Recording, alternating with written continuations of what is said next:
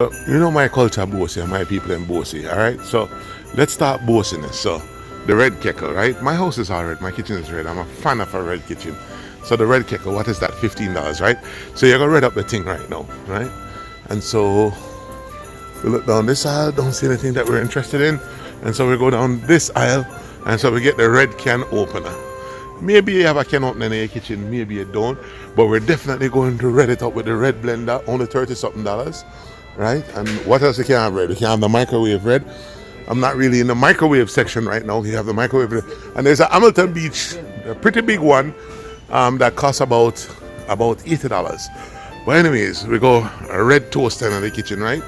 And so you could combine a bunch of red appliance and make an excellent Christmas gift is what I'm saying. So we know we are all about the style and all about the fashion. You can buy a red plate set to go with that and make an excellent gift for mama or for that special someone for the Christmas holiday. Red trail still.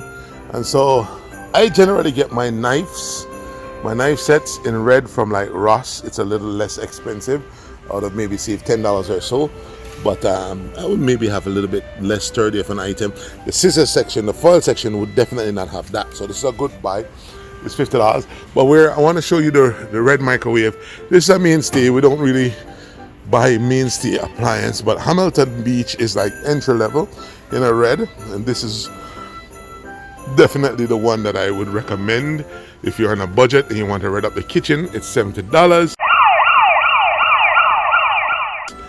Now, if you buy all of these pieces, you want to get a deal, you call us, you ask to speak to Kevin, tell me that you bought the red stuff on my recommendation, and I will work out a 30% discount for you. Yeah, I said that, a 30% discount.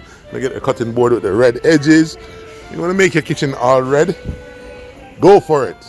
I'll help you out.